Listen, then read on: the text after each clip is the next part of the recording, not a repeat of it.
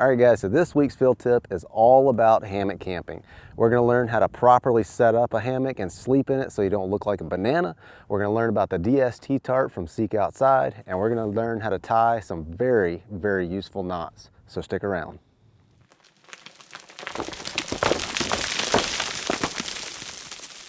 All right, so the first thing we need to do is find us a good place to set up our camp.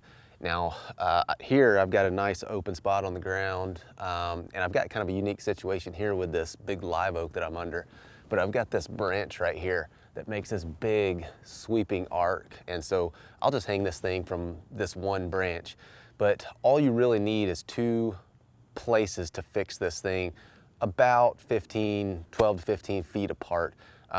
These hammocks all have these adjustable straps, so you can vary that distance quite a bit.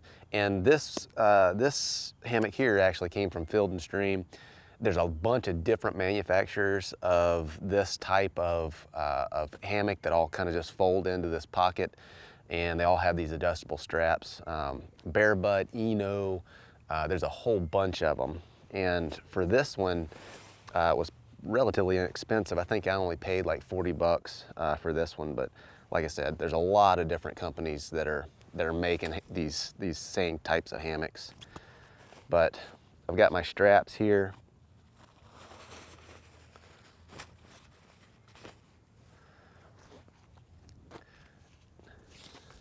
Now, I'm just gonna put that around there and then feed that back through here. And then I'm gonna come over here and do the same thing.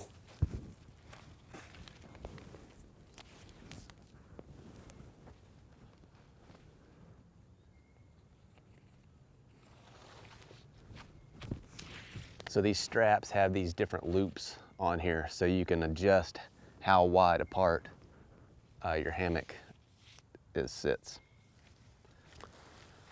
I'm just gonna take these carabiners and clip it through one of these, come to the other side and do the same thing. And you might have to adjust this a little bit, but you want these two ends to be about the same height, and you want a nice drape in this hammock. You don't want this thing to be tight. You see how this end is higher than that end? I don't want that. I want them to be about the same height.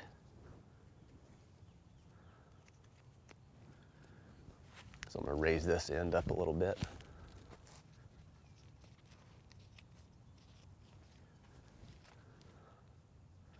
Now the reason that I want this drape in here is because we're not gonna lay in this thing straight. We're actually gonna angle across, and what that's gonna do is allow us to sleep pretty flat and not shaped like a banana in this thing. All right, so we've got this thing set up exactly the way we want it. We've got a nice drape. We're just a little bit off the ground. Now, the real trick to hammock camping after you get it set up like this is how you lay in the thing. Now, if you were to lay in it like this, you've got this banana shape going on, and there's actually a lot of stress on the back of your knees as your body's trying to bend in a way that it's not really designed to bend. And so laying in a hammock like this all night long, for me anyway, is really rough on my knees, and you're gonna wake up in the morning very sore. And so the trick is to angle yourself across this thing so that you can lay much, much flatter. So when you angle yourself across a hammock like this material actually runs up under your knees and helps to support them and eliminates all of that backwards pressure on your knees that you would get if you were to try to lay straight up and down this thing. All right, so the tarp we're gonna be using is the DST or Diamond Shelter tarp from SeekOutside. And the first thing I'm gonna do is just go ahead and run a ridge line. I'm just using a bowline knot to secure this side. And then on the other side, and I'll show you how to tie these knots, on the other side, I'm gonna tie what I call a trucker's hitch. So I'm just going to use this little stop here to tie off my ridge line. Now to tie a trucker's hitch, you're going to need to take your line, make an overhand knot and a loop like that. Come around whatever you're tying to, back through that loop, and now you can use that to really cinch this thing off. You can put a tremendous amount of pressure on this thing. And then just tie it off with another quick release, just like that. That thing is tight. So this is the line that's running towards the other tree. This is my working end. I'm just going to go over and through to make a loop like that. This side goes around whatever we're tying to. This end goes back through the loop. And now what we have is kind of a ratchet kind of thing. So we're going to pull on this, which is going to tighten this main line. And you can put a tremendous amount of pressure on this line right here. Now with this one, all we've got to do is come back through there, put a little loop, and it's fixed. And now all we have to do is pull this to undo it. So again, just tighten that thing up. Put a little loop there, and then there's your ridge line. Very, very tight. So I've got a little bag of stakes here that we'll use to stake out the corners of our DST.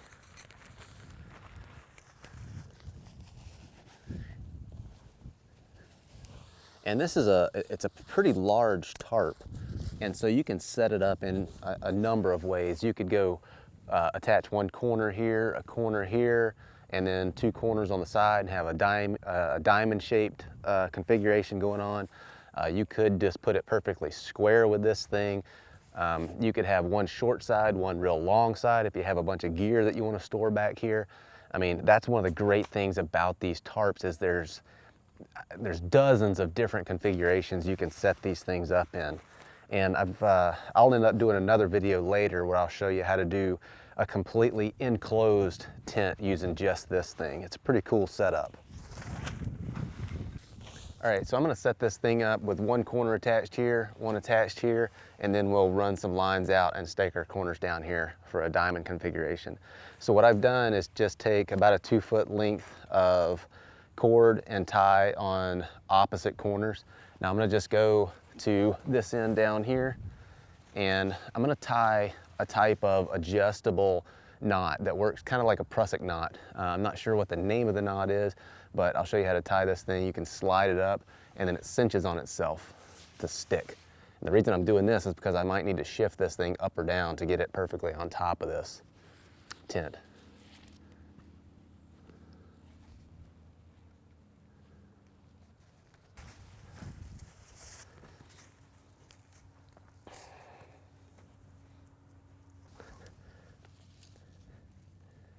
And here again, I'm just going to do that same tent tightening knot is what we'll call it. All right, so to tie this self-locking knot, this is the part that's going up to the tent. You can see it here. This is my working line, and then down here it just runs around a stake. So you take your working end, you come underneath just like you're done to tie a square knot. You come underneath again, go in the same direction. Now take this working end and go in the same way.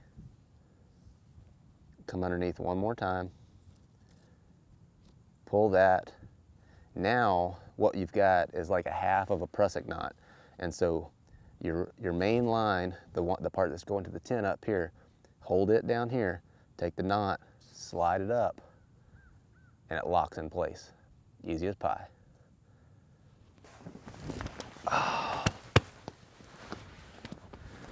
I would highly recommend taking your boots off before you get in here, especially if you're in sandy soil, unless you like sleeping in sand. All right, guys, so we've got our camp all set up. We've got the ridge line running. We've got the DST from SeekOutside set up and ready to shed the rain if we get a little. We've got the hammock set up properly, and we're ready to spend a comfortable night here in Northwest Florida. Right now, we're getting a little bit of a breeze up under here, which is super nice for warm weather. But if it does start raining pretty hard, we've got that ridge line running there. It's going to help support the top of that tarp. It's going to shed the rain really nice. Got lots and lots of space under here, so we can put gear all up underneath here, and it's all going to be super dry. Now, if you are expecting some pretty heavy rain and heavy winds and things like that, what you could do is just bring that ridge line down and then just go ahead and take those corners and stake them right down to the ground, and you're going to have a much more protected area under here. But right now it's pretty high, and the reason I want it high like that is because I don't expect any high winds and rain, and it just allows more breeze through here. So in warm weather, a breeze is nice, not only for keeping you cool, but for keeping the bugs away as well. The great thing, there's a couple of great things about hammock camping. One is that the equipment that you need doesn't cost a lot, it doesn't weigh a lot, so it's a great way to get into some really remote areas and do it on the light. Another great thing, especially when you're in the southeast or areas where you have lots of bugs or snakes, is it does get you up off the ground. This year I'm going to be doing a lot of hunting in really wet areas where it's just really hard to find a dry spot to set up a camp. And if you do find a dry spot, it's going to be prime real estate for lots of other critters. We're talking snakes, spiders, chiggers, ticks, all of the things in the Southland that you really don't want in your sleeping bag. And so setting up a camp like this gets you up off the ground, gets you out of all that stuff, and really opens up a lot of different options for places to set your camp. You know, you don't need a super dry spot. You don't need a spot that's really clear. You know, just as long as you have a couple of trees that are spaced at the appropriate spacing and an area big enough to set up this tarp, you're good to go. Now, later on this winter and spring, we're going to be using camps like this to get into some really, relatively speaking, remote areas to do some pig hunting. And so if you're not subscribed to the channel, go ahead and do so, and you can follow along on those adventures. But with that, we'll see you next time. I think I might just stay here for a little while.